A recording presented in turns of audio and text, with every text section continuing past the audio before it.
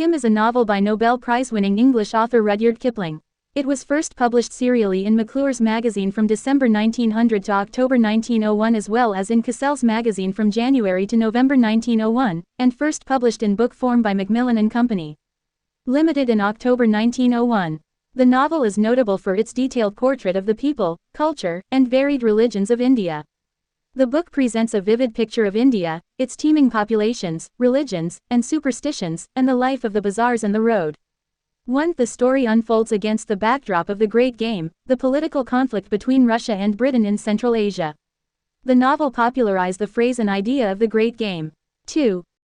Joseph Rudyard Kipling Rudyard Rudyard, the 30th of December 186,518 January 1936 1 was an English novelist, short story writer, poet, and journalist. He was born in British India, which inspired much of his work. Kipling's works of fiction include The Jungle Book duology, The Jungle Book, 1894, The Second Jungle Book, 1895 Kim 1901, The Just Stories 1902, and many short stories, including The Man Who Would Be King, 1888. 2. His poems include Mandalay, 1890 Gunja Din, 1890 The Gods of the Copybook Headings, 1919 The White Man's Burden, 1899 and If, 1910. He is seen as an innovator in the art of the short story. 3. His children's books are classics. One critic noted, a versatile and luminous narrative gift. 4. 5. Kipling in the late 19th and early 20th centuries was among the United Kingdom's most popular writers. 3. Henry James said, Kipling strikes me personally as the most complete man of genius, as distinct from fine intelligence, that I have ever known. 3. In 1907, he was awarded the Nobel Prize in Literature, as the first English-language writer to receive the prize, and at 41, its youngest recipient to date. 6. He was also sounded out for the British Poet Laureateship and several times for a knighthood, but declined both. 7. Following his death in 1936, his ashes were interred at Poets' Corner, part of the south transept of Westminster Abbey. Kipling's subsequent reputation has changed with the political and social climate of the age. 8. 9. The contrasting views of him continued for much of the 20th century. 10. 11. Literary critic Douglas Kerr wrote, Kipling is still an author who can inspire passionate disagreement and his place in literary and cultural history is far from settled. But as the age of the European empires recedes, he is recognized as an incomparable, if controversial, interpreter of how empire was experienced. That, and an increasing recognition of his extraordinary narrative gifts, make him a force to be reckoned with. 1-2. Synopsis. Edit. The story is set after the Second Afghan War, which ended in 1881, but before the Third fought in 1919, probably in the period of 1893 to 1898. 3. Kim Kimball O'Hara is the orphan son of an Irish soldier, Kimball O'Hara Sr., a former color sergeant, and a poor Irish mother, a former nanny in a colonel's household, who have both died in poverty. Living a vagabond existence in India under British rule in the late 19th century, Kim lives by begging and running small errands on the streets of Lahore. He occasionally works for Mahbub Ali, a Pashtun horse trader who is one of the native operatives of the British Secret Service. Kim is so tanned and immersed in the local culture that few realize he is white. Kim befriends an aged Tibetan Lama on a quest to free himself from the wheel of things by finding the legendary River of the Arrow. Kim becomes his Chalat disciple and accompanies him on his journey, initially walking along the Grand Trunk Road. On the way, Kim learns about the Great Game and is recruited by Mahbub Ali to carry a message to the head of the British Secret Service in Umballa. Kim encounters and recognizes his father's regiment on the march. Curious, he sneaks in when the soldiers camp for the night. He is caught and mistaken for a thief, but the regimental chaplain identifies Kim by his Masonic certificate, which he wears around his neck. Upon learning of Kim's connection to the regiment, the Lama insists that the boy comply with the chaplain's plan to send him to an English school in Lucknow. The Lama, a former abbot, pays for Kim's education. Throughout his years at school, Kim remains in contact with the holy man he has come to love.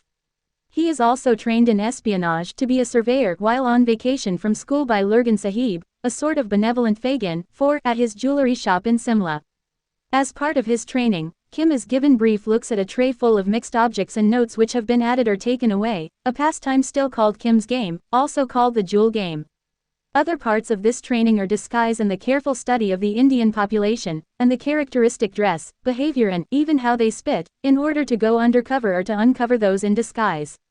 He also accompanies Mahbub Ali on one school break. When he proves apt at spying on and evaluating how to capture the city of Bikaner, Mahbub Ali persuades his superior, a skeptical Colonel Creighton, that the boy is ready. After 3 years of schooling, Kim begins to take part in the Great Game, joining the Secret Service at 20 rupees a month. Kim rejoins the Lama and at the behest of Kim's superior, Hari Chunder Mukherjee, they make a trip to the Himalayas so they can try to find out what a couple of Russian intelligence agents, one Russian and one Frenchman, are doing there. Kim obtains maps, papers and other important items from the Russians, who are working to undermine British control of the region. Mukherjee persuades the Russians to hire him as a guide. When the Russian strikes the Lama in the face, Kim attacks the man, then flees when shot at, while the outraged porters abandon the party and take the Lama away to safety. The Lama realizes that he has gone astray. His search for the river of the arrows should be taking place in the plains, not in the mountains, and he orders the porters to take them back. Here Kim and the Lama are nursed back to health after their arduous journey.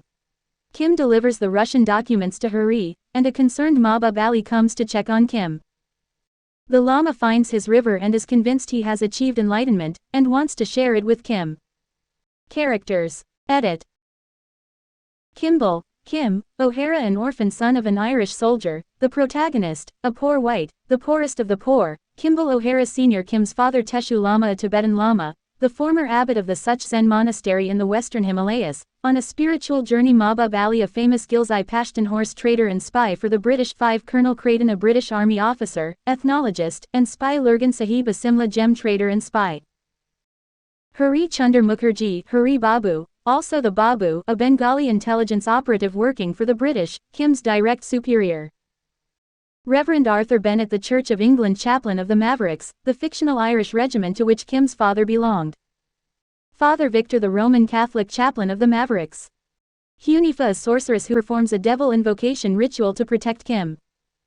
E23, a hunted spy for the British, whom Kim helps by effectively disguising him. Critical assessment. Edit. Considered by many to be Kipling's masterpiece, opinion is varied about its consideration as children's literature or not. 6-7 Roger Sale, in his History of Children's Literature, concludes, Kim is the apotheosis of the Victorian cult of childhood, but it shines now as bright as ever, long after the empire's collapse. 8.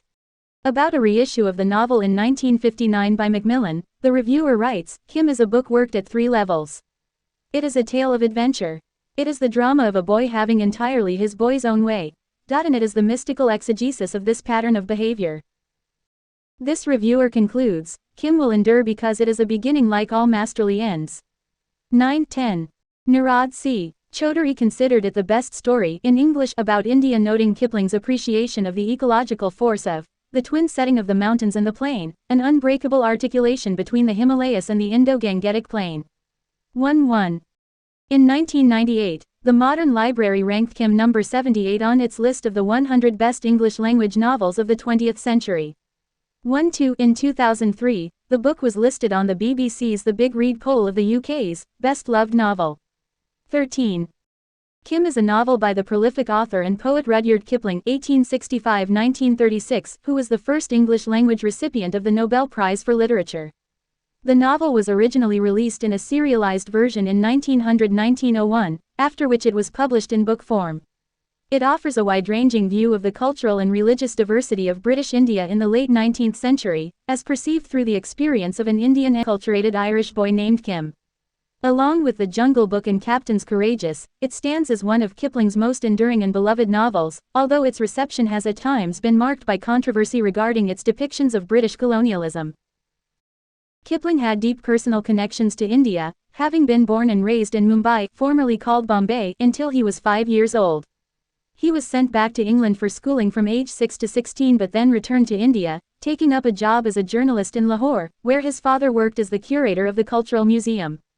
Kipling's writing career took off over the subsequent 6 years, and by 1889 he had saved enough money to relocate to London and pursue a literary life. By the time Kipling produced Kim in 1900–1901, he was already one of the most popular novelists of his day.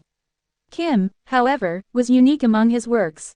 Kipling described it as an indulgent fancy, a work of beautiful imagery and compelling descriptions, but largely plotless. After receiving the Nobel Prize for Literature in 1907, Kipling turned most of his attention to writing poetry and short stories, genres that had also dominated his early career in India. In 1910 he produced a volume of poetry that contained, "If," a short piece that has earned a spot as one of the most beloved poems of all time. Kipling kept writing until his final years in the 1930s, though none of his later pieces achieved the same level of popularity as the works he produced at the peak of his career. Kim's reception has been robust but mixed. It is often seen as the masterpiece of Kipling's fiction for its descriptive richness. Its genre, however, is difficult to identify with precision, having elements of children's literature but also transcending the normal bounds of that field. It is best described as a coming-of-age story, featuring a plotline driven as much by personal and cultural identity questions as by the events within the narrative. The story's backdrop is the colonialism of British India in the late 19th century, with a focus on the geopolitical tensions arising between European powers in Central Asia, a situation referred to in Kim as the Great Game. Most of the criticisms of Kim have to do with its depictions of colonialism. While Kim is far more sympathetic in its treatment of native populations than were most of the colonial works of literature produced in the same period, even regularly depicting white Europeans as clueless in contrast to the wisdom, hospitality, and cleverness of Indians, it still bears the limitations of an outsider's perspective on Indian culture. This study guide uses the 2002 Norton Critical Edition of Kim. All page numbers refer to that edition. Please note that the text uses outdated and/or sensitive geopolitical references such as Bombay and Ceylon. Plot summary. Kim is the story of young Kimball O'Hara, the orphan son of an Irish regimental soldier living in British India in the late 19th century. Known simply as Kim, the boy is so thoroughly enculturated in his surroundings that no one suspects him of being white. He moves effortlessly through the complex cultural milieu of Lahore, where the story begins, and his character is marked by cleverness, wonder, and a zeal for the diversity of life's experiences. The story begins when Kim encounters a Buddhist Lama in Lahore, and he is so struck by the Lama's words and actions that he volunteers to be the Lama's Chela disciple. The Lama is on a quest for enlightenment, seeking liberation from the wheel of things, and he expects to find this liberation by coming to the legendary Arrow River spoken of in tales of the Buddha's life. Kim, now the Lama's Chela, agrees to accompany him on this quest to find the Arrow River. At the same time, Kim finds himself pulled into an espionage intrigue when he is tasked by his friend, Mahbub Ali, with taking a message to the British commander in Umballa. Kim delivers the message, which concerns geopolitical intelligence about the situation to the north, and then resumes his journey with the Lama. As they travel across India together, Kim and the Lama come across the Irish regiment with which Kim's father had served and which is moving north in response to the intelligence Kim had provided to the British commander. Two clergymen attached to the regiment discover Kim's identity and insist that he be taken into the care of a British school. The Lama agrees to this plan now that he knows Kim is white, even offering to pay for Kim's schooling, but the expectation remains that one day he and Kim will take up their quest for the river again. Kim comes to the attention of the British Intelligence Agency, which doubles as the Ethnographic Survey Department for colonial India, and of its commander, Colonel Creighton. Creighton and Mahbub Ali agree that Kim might be a valuable asset to the intelligence agency, so they resolve to have him educated for espionage in addition to the standard schooling he will receive. They send Kim to St. Xavier's, a boarding school in Lucknow, where Kim studies for several years. The Lama makes occasional visits to the school to see how Kim is doing. Whenever the school is out of session, Kim chafes against the thought of residing in European barracks, so he goes out and travels the roads of India. Creighton and Ali take these seasons to arrange for Kim's further training, and they board him in the house of a dealer in jewels and curiosities named Lurgan. Lurgan instructs Kim in skills of observation and disguise, also introducing him to another influential member of the intelligence agency, Hari Chunder Mukherjee, often simply called the Babu. With his schooling at St. Xavier's nearing completion, his mentors in espionage Creighton, Ali, and the Babu allow him to take up company with the Lama again. As they wander the roads of India, Kim will have the opportunity to practice his spycraft and gather valuable information along the way.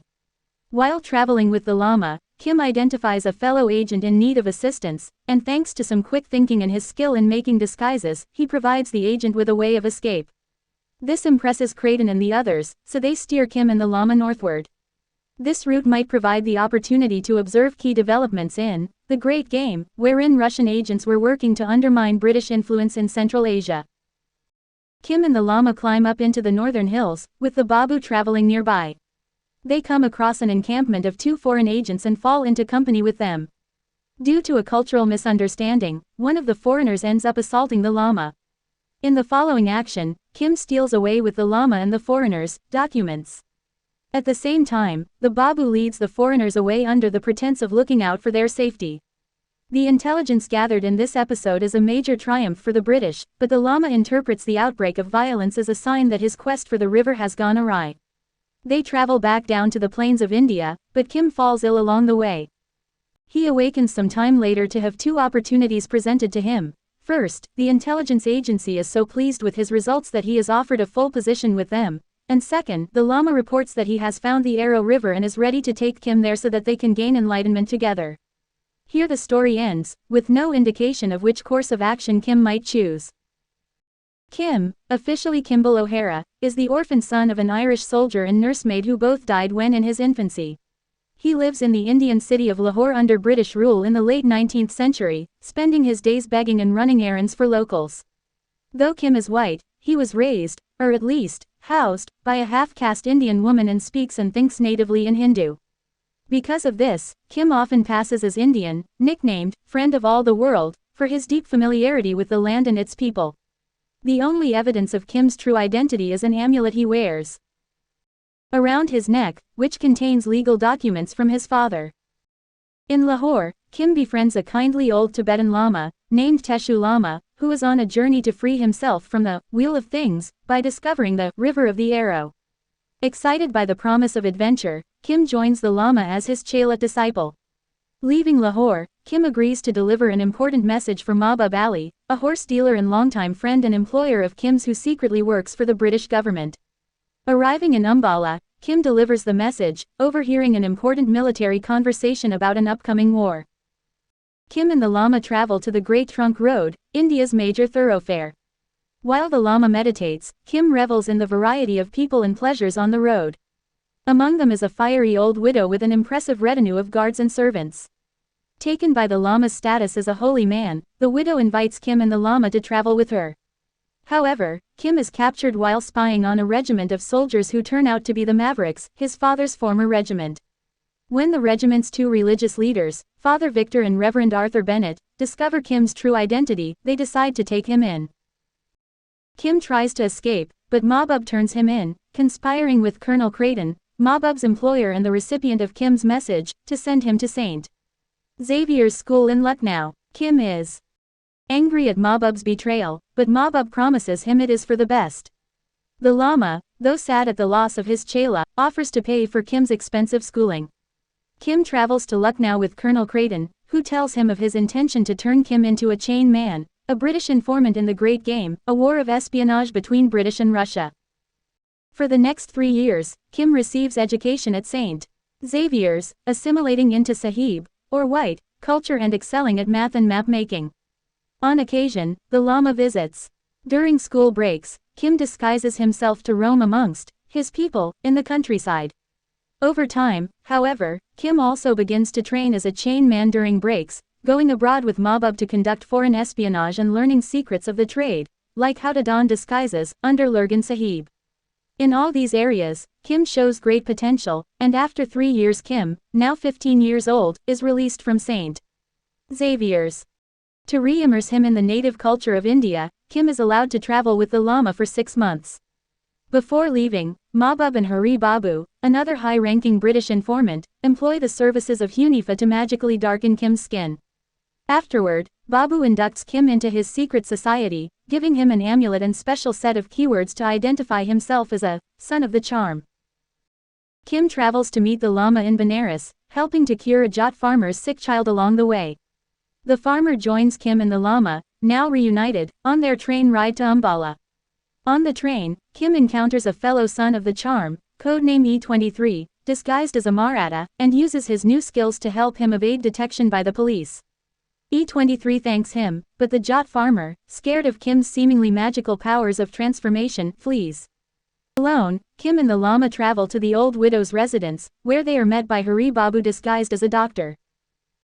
Once alone, Hari Babu congratulates Kim on helping E23 and asks for his assistance on a new mission involving 2 foreign agents in the northern mountains. Kim agrees, and together they coerce the Lama to take a detour into the mountains for his health. Kim and the Lama begin their ascent up the mountains, with Kim promising to maintain a consistent distance from Hari Babu on the trail. However, the Lama is galvanized by the mountain air. He is from the Tibetan mountains originally, and often takes Kim on shortcuts that lead them off the main trail. Hari Babu encounters the 2 foreign agents, a Frenchman and a Russian. Pretending to be the servant of a local Raja, Hari quickly befriends the 2 men, feigning distaste for the British Empire to gain their trust. They take Hari on as a guide, eventually running into Kim and the Lama on the main trail. However, a fight breaks out when the Russian strikes the Lama, and the men's servants, or coolies, run off with their bags. Hari feigns solidarity with the foreign men, but he instructs Kim to join the coolies and retrieve key documents from their bags. Kim and the Lama follow the coolies to Shamlig, a mountain village, and Kim retrieves the foreign men's documents from their bags. Kim hears news from Hari Babu, who requests to join them in Shamlig.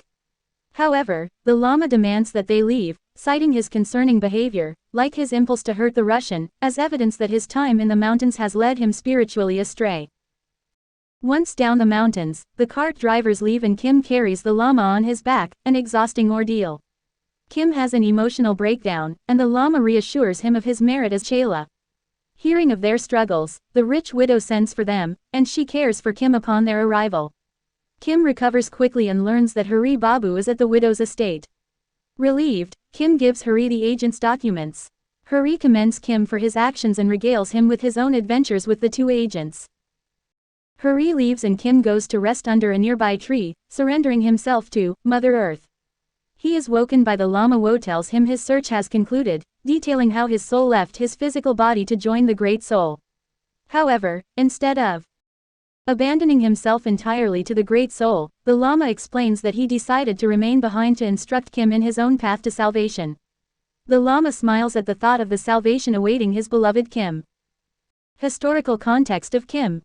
As a pseudo-autobiographical novel, Kim is based on real-world events. The story takes place during Great Britain's colonial occupation of India at the peak of the Great Game, a 19th-century rivalry between the British and Russian empires over colonial influence in Asia. This tension resulted in a protracted war of espionage, diplomacy, and minor military skirmishes, mirroring missions like Kim and Hari Babu's in the northern mountains of India and resulting in a vast network of spies and informants. Contrary to the amicable relationships depicted in Kim, however, dynamics between Indian agents and their British superiors were likely less congenial in historical reality, as were relationships between colonial subjects and their colonizers more broadly. A clear example of this is the old soldier's account of the revolt of 1857–58, a bloody mutiny by the Bengal army which the soldier, a staunch British loyalist, attributes to madness. In reality, the revolt was a direct response to Britain's exploitative colonial practices, considered by many to be the first Indian War of Independence. Such revisionist history is common across Kim.